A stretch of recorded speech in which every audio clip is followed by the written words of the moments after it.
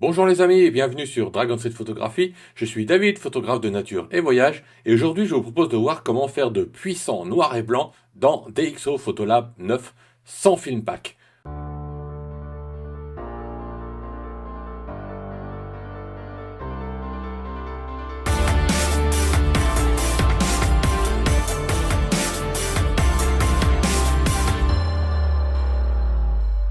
Avant de commencer, je vous invite sur mon blog Logiciels et formations sur dragonstreetphotographie.net, sur lequel vous trouverez toujours en solde encore pour quelques jours ma formation All-in-One Photoro 2026, Capture One Pro 16.7 et DxO Photolab 9. Je vous invite aussi à visiter mon blog Nature et Voyage sur dragonstreetphotographie.eu et mes galeries en ligne sur dragonstreetphotographie.com. Sans plus attendre, passons dans DxO Photolab 9 pour faire un puissant noir et blanc. Alors pour cette vidéo, j'ai choisi de prendre cette image de Stonehenge en Angleterre qui a été prise à 2500 ISO avec un vieux 5D Mark IV en 2017. Alors voyons ce qu'on peut en faire et voyons si on peut en tirer un puissant noir et blanc. Alors le chemin le plus facile, ce serait d'utiliser un preset par exemple, et ici j'ai Film Pack, mais justement pour ceux qui n'ont pas Film Pack, on va travailler un noir et blanc complètement à la main et voir ce qu'on peut en faire. Donc dans les pré-réglages, nous avons tout un tas de pré-réglages Film Pack pour ceux qui les ont, donc ils peuvent les utiliser en direct et tout de suite cliquer dessus. Mais pour ceux qui n'ont pas Film Pack, et c'est ce que nous allons faire, nous pouvons démarrer à partir d'un preset ici. Donc ici nous avons des presets de base avec une vignette de rendu. Bon, c'est pas terrible, on va pas commencer là-dessus. On va commencer directement en allant dans l'onglet couleurs et nous pouvons cliquer ici sur rendu des couleurs noir et blanc. Donc comme ça en fait on applique un certain preset, mais on applique surtout une interprétation de l'image, et en dessous nous avons une possibilité de choisir subtil. Donc ici on va se donner de la marge pour pouvoir créer son propre contraste et jouer par exemple beaucoup avec les retouches locales si on préfère faire comme ceci, ou alors équilibrer ou prononcer. Je propose de commencer par équilibrer. Prononcer, ça nous bouche un petit peu trop la pierre, et subtil, c'est un petit peu trop pâle. Donc on va faire comme ceci. Voilà. Ensuite, on peut ajuster l'intensité ici, pour savoir si on veut l'adoucir ou le renforcer un peu. Donc j'aurais très bien pu prendre par exemple prononcer et l'adoucir un petit peu comme ceci. Ça revient un peu au même que de choisir directement l'équilibré. Voilà, donc équilibré, je trouve que mon sujet principal, le rendu des pierres, est pas trop mal. Et on perd pas trop de contraste. Donc maintenant, ce que nous allons faire, c'est aller dans le DxO Smart Lighting qui est déjà appliqué. Donc je peux sélectionner un preset aussi, ou alors je peux jouer sur l'intensité. Ici c'est pas mal, ça me prépare un petit peu un ciel un petit peu plus sombre. Ce que j'aime bien créer un ciel sombre tout en gardant les nuages. Ça crée un fort effet dramatique, à mon avis. Voilà, donc ici j'ai l'intensité, l'exposition complète, l'exposition globale, voilà. Les tons moyens, c'est pas trop mal. Les ombres, pas trop. Les noirs, on n'est pas trop mal. Voilà, il y a du contraste qui a été mis avec le DxO Clearview, que comme vous pouvez voir, il fonctionne bien aussi, pas seulement pour la couleur, mais aussi pour le noir et blanc, puisque le noir et blanc est interprété à partir de la couleur. Donc voilà, on peut mettre 14, 15. Et ici, pour ceux qui n'ont pas Film Pack, nous allons avoir contraste et micro-contraste. Donc micro-contraste, on peut cliquer sur la petite baguette magique, comme ça on va avoir un micro-contraste sympa. Donc ici, je vais faire un peu avant-après. Voilà, ça nous donne un peu de texture sur les pièces de pierre. Et on peut ajuster les contrastes principal, ou voir le réduire si on veut créer un petit peu de noir doux. Donc c'est-à-dire que si je souhaite créer un noir un peu doux, donc ici si je pousse mes noirs pour les besoins de la vidéo et que je veux créer un noir léger, je peux m'amuser à descendre les contrastes comme ceci Et ça va tout de suite, vous voyez ici, si je mets du contraste dans mes ombres, si je supprime le contraste de mes ombres, je vais adoucir un petit peu. Alors là où ça va être encore le plus intéressant, c'est que si je prends la luminance, je pourrais très bien créer un effet mat, comme ceci. Voilà, c'est comme ça qu'on peut arriver à avoir un effet mat sur ces images. Donc c'est là où, si on pousse le contraste pendant qu'on crée un effet mat, on a tendance à avoir beaucoup de contraste avec un effet mat beaucoup plus réduit. Donc il peut être nécessaire de réduire le contraste dans les ombres ou le contraste général si vous voulez un beau mat. Voilà, ça c'était une première astuce basique. Alors je vais remettre mes ombres, surtout mes noirs, voilà. Et donc ici, sur ce que je souhaite développer, on va créer un contraste. Voilà, je vais le diminuer un petit peu ici. On va augmenter un petit peu ici. On va mettre un peu du contraste fin. Ici, on peut jouer du contraste dans les hautes lumières, mais je me réserve pour la suite, justement. Et on peut jouer un petit peu sur les tons moyens. Voilà, on peut préparer un petit peu sur les tons moyens, parce que ici, ça va me donner un petit peu de clarté, en fait. C'est ce qui correspond à la clarté dans beaucoup d'autres logiciels, les tons moyens. Et les contrastes, donc les 4 curseurs de contraste ici, font partie de FilmPack. Donc maintenant, si on n'a pas ça, on peut très bien faire autrement. Et nous allons pouvoir utiliser, comme on a dit tout à l'heure, la courbe. Donc la courbe de luminance, on peut très bien fixer le point des tons moyens au milieu, et puis utiliser le bas pour créer cet effet donc de mat sur l'image. Ici, je peux utiliser les presets. Alors là, on a presets linéaires pour créer du contraste directement sur l'image, mais on peut très bien, par exemple, utiliser la petite pipette. Le plus simple, c'est d'aller dans le ciel, diminuer un petit peu, par exemple, si je veux assombrir mon ciel, garder mes nuages un peu plus clairs, et vous voyez ici les points d'ancrage qui se font. Et si je veux assombrir ou éclaircir un petit peu ici, voilà, je suis un tout petit peu en dessous. Voilà, là j'ai avant, après. Alors je ne vais pas aller dans les canaux ici, exprès pour le moment. On y reviendra plus tard. Je passe donc ici maintenant dans les couleurs. Et oui, pour travailler un noir et blanc, on peut très bien utiliser les couleurs. Et en fait, on peut très bien aussi utiliser la balance des blancs, parce que la balance des blancs, conjuguée, je vais refermer ici, conjuguée avec le mélangeur de canaux, vous allez voir qu'on n'a pas du tout la même chose. Par exemple, si ici, je glisse complètement à gauche, l'interprétation de mon noir et blanc se fait à partir des couleurs. Donc en fait, si je crée beaucoup de froid dans mon image, si j'enlève le noir et blanc, en fait, j'aurai une image très bleue. Ici, très jaune, donc avec la température, et avec la teinte très verte et très violette. Alors par exemple, si je crée ici naturellement une teinte très violette, donc je peux déjà sélectionner un choix donc de ciel sombre, ou plutôt clair, que je peux encore éclaircir ou assombrir, selon ce que je veux avec le mixage.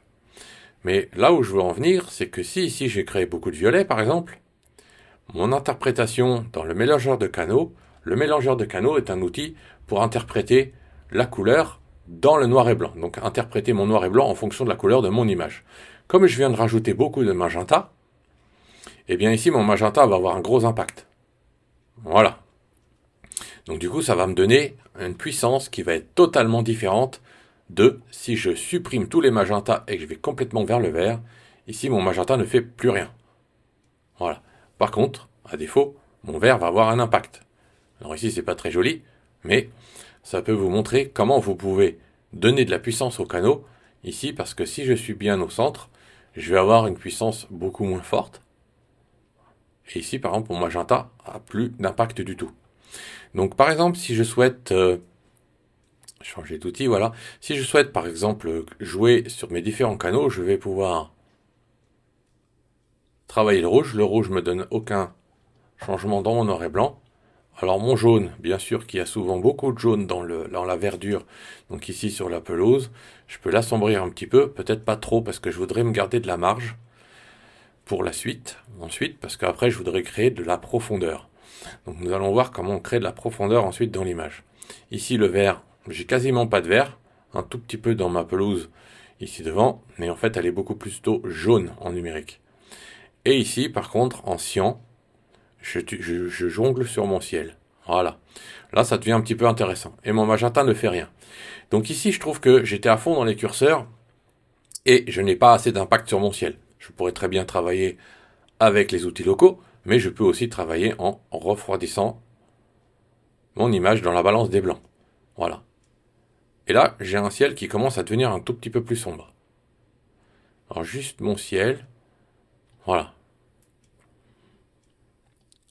Et si je coupe ma balance des blancs avant-après, alors je vais peut-être pas le descendre de trop parce que je voudrais pouvoir ne pas l'aplatir et garder de la profondeur dans mon image. Voilà, donc on est à peu près bien pour l'instant. Donc voilà une astuce très importante. Comment on peut jongler entre la balance des blancs elle-même, toute seule, le mélangeur des canaux, et comment la balance des blancs va perturber le travail des canaux. Maintenant, vous allez me dire, on pourrait être très précis en utilisant l'outil TSL. Mais l'outil TSL, lui, n'a pas d'impact sur le noir et blanc. Donc par exemple, si je prends la vibrance ou la saturation, ou alors si je prends un canal, on n'a pas d'impact sur la couleur et dans l'interprétation en noir et blanc. Donc l'outil TSL ne fonctionne pas pour le noir et blanc. Maintenant ici, nous allons voir comment on peut imprimer un peu de couleur et jouer avec des contrastes de couleurs entre les premiers et les arrière-plans pour créer de la profondeur. On va voir pour cela 3 manières. Mais apparemment, nous allons générer de la profondeur d'abord en finissant notre travail sur les tonalités. Alors ici, je vais nettoyer ici les tonalités. Et puis, ce que je vous propose de faire, c'est d'utiliser l'outil dégradé, comme ceci. On va faire un outil de dégradé et on va tout simplement assombrir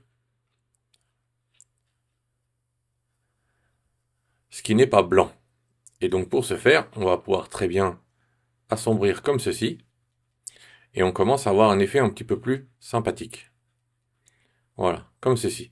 Alors, je pourrais même assombrir l'exposition, mais si j'assombris l'exposition, j'assombris mes nuages. Donc comment faire pour pouvoir assombrir, continuer à assombrir mon ciel sans troubler mes nuages? Eh bien, nous allons utiliser directement l'outil de masquage de luminosité. Alors, j'aurais très bien pu faire un calcul, donc j'aurais très bien pu, par exemple, ajouter ici un sous-masque, luminosité, et en cliquant sur les très hautes lumières, voilà, je sélectionne mes très hautes lumières, et ici, je vais demander à afficher le masque, voilà, ce masque-là, voilà, et puis là, je vais demander d'inverser la forme. Donc du coup, mes lumières vont devenir négatives. Voilà. Donc ce qui fait que je peux revenir sur mon gradient, le réajuster. Voilà, pas trop parce que je voudrais un dégradé, mais pas affecter mes pierres. Voilà. Donc je pourrais très bien le faire comme ceci. Même le tourner un petit peu pour respecter l'éclairage qui lui vient de la droite. Voilà, comme ceci. Et ensuite, si je vais travailler mon exposition, là, je vais commencer à assombrir. Donc, je ne vais pas le faire trop violemment. Je préfère faire par étapes, en plusieurs étapes, pour pas créer trop de cassures dans mes nuages. Donc là, on est à peu près propre. Si je fais avant-après, c'est peut-être un petit poil violent. Donc, ce que je vais faire, c'est que je vais venir là et je vais abaisser tout simplement un tout petit peu mon masque. Comme ceci. Voilà, c'est toujours bien de faire un petit peu de rétro-contrôle. Voilà. Alors nous avons assombri le ciel. Nous pourrions encore un petit peu assombrir. On pourrait rajouter encore un autre masque et ajouter un point de contrôle. Par exemple, ici. Voilà. Et ce point de contrôle, nous pourrions donc travailler le masque. Il est peut-être pas trop mal. On va se baser beaucoup plus sur...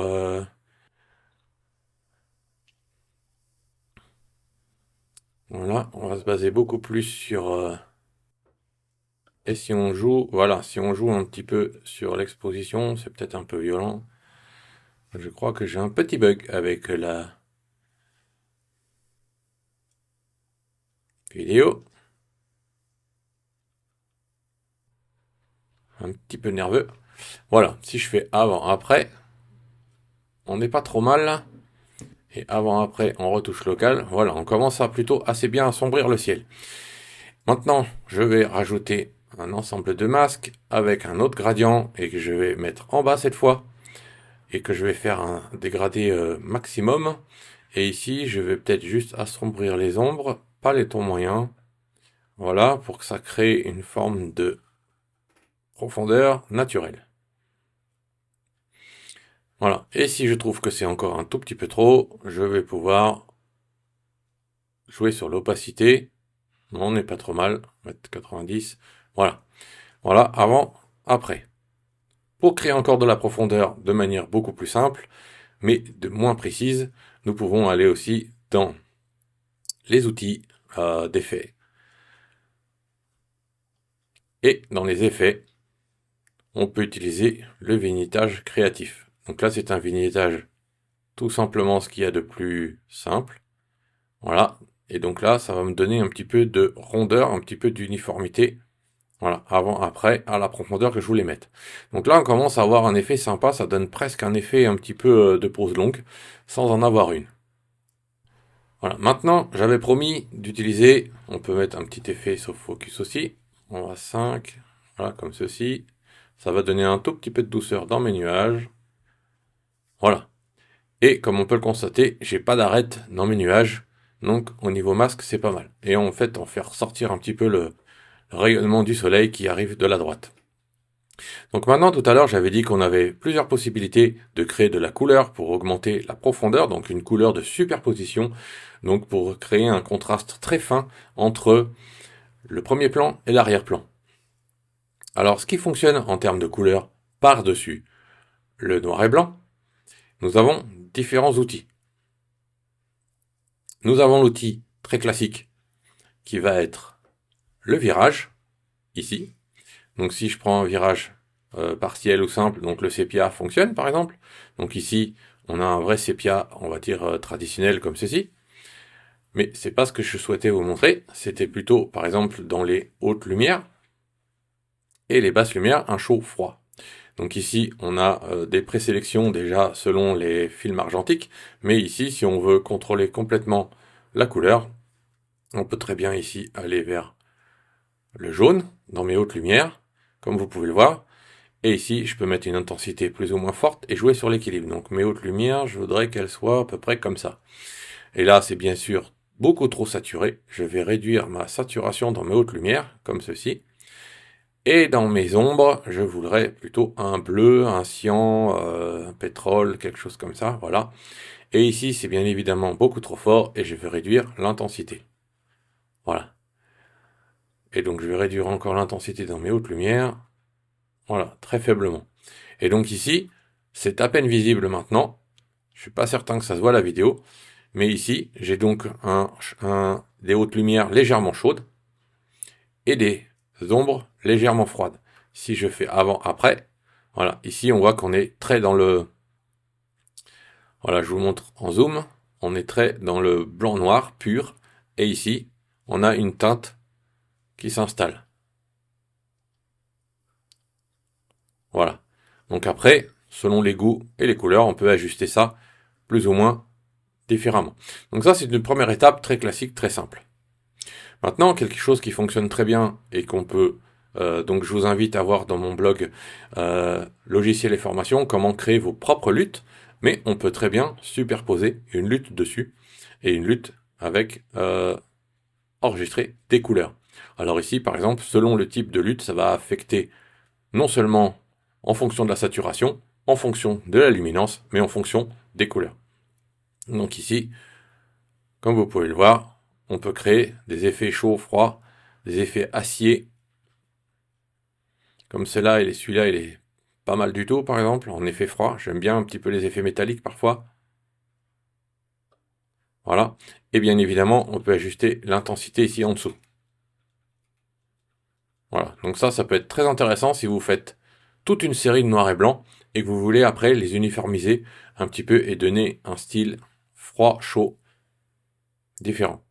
Voilà, ici, c'est assez proche de celui qu'on vient de faire avant, mais avec un bleu un petit peu différent et qui s'applique pas aux mêmes endroits. Il est beaucoup plus large dans les tons moyens. Voilà, donc ça, c'est fourni avec DxO.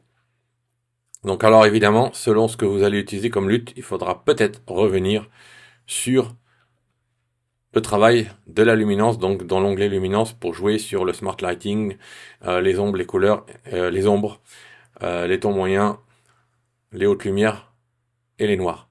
Voilà. Donc comme vous pouvez le voir ici, on a même un effet un petit peu violacé. Voilà. Donc ça, les luttes sont tout à fait utilisables aussi par-dessus. Mais maintenant, si vous voulez personnaliser ça entièrement vous-même, il y a deux choses à voir. Et ça, c'est la dernière astuce très importante de cette vidéo. C'est que quand vous allez aller dans la courbe de ton, et c'est pour ça que je l'ai gardé pour la fin, c'est que vous allez pouvoir créer, par exemple, dans les hautes lumières. Donc ici, si je vais prendre la courbe des bleus, comme vous pouvez le voir, le jaune est en dessous et il y a les bleus en haut. Donc si je veux créer un bleu dans les hautes lumières, je vais tout simplement aller dans les hautes lumières ici, et puis aller tirer vers le bleu.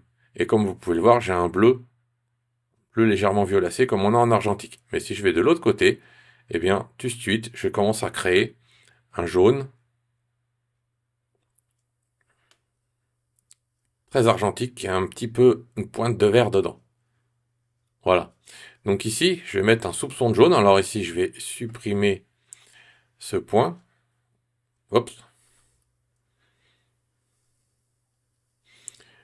Donc ici, je vais supprimer ce point et je vais plutôt aller prendre tout en haut l'extrémité et le tirer légèrement vers le bas. Voilà. Maintenant, dans mes ombres, je voudrais du bleu, du froid. Donc, soit je vais aller dans les rouges pour utiliser le cyan. Donc, si je veux vraiment un rouge glacé.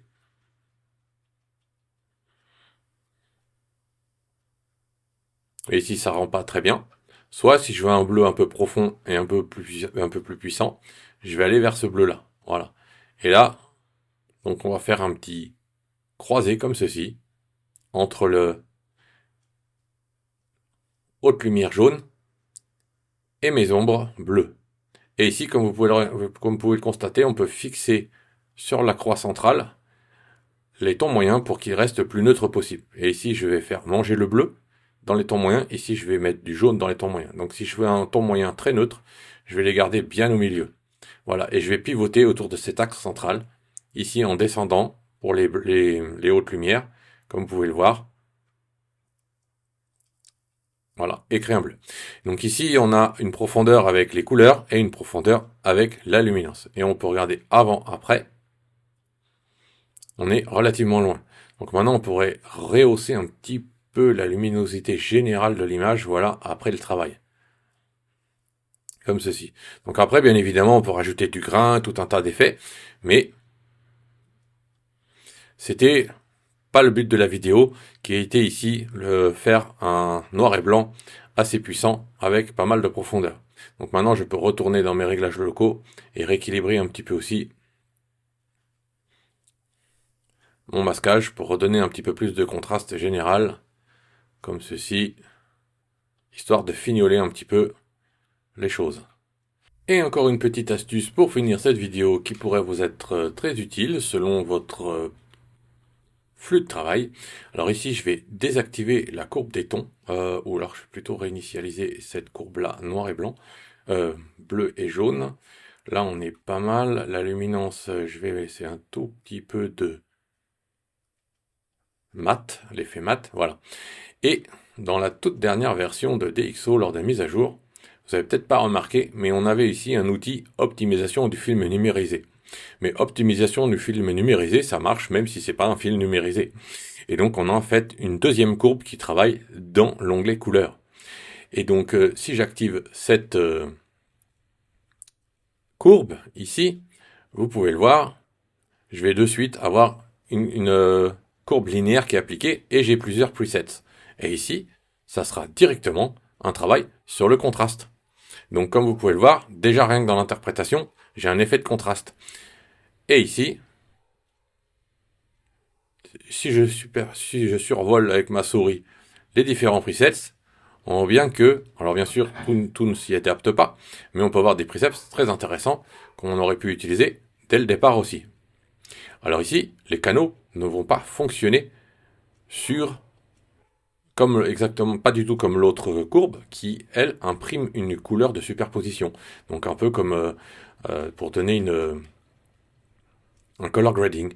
Ici, le color grading ne fonctionne pas. Par contre, j'ai bien un fonctionnement du travail de contraste sur les canaux. Et donc si je réinitialise ici et puis que je veux travailler sur mon ciel encore, eh bien je pourrais très très bien assombrir mon ciel comme ceci. Voilà. Et donc là on a un contraste qui peut être extrêmement intéressant et qui ne fait pas partie des outils de contraste de FilmPack. Et à la limite je trouve qu'il est même super précis, c'est même très intéressant. Là je vais retourner dans les bleus et je vais rajouter, pour éclaircir un tout petit peu ma pelouse, voilà. Et voilà, avant, après, ce que donne optimisation du fil numérisé en jouant avec les canaux.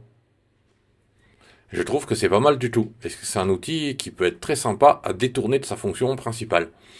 Voilà. Et ici, j'ai encore conservé euh, la courbe RVB.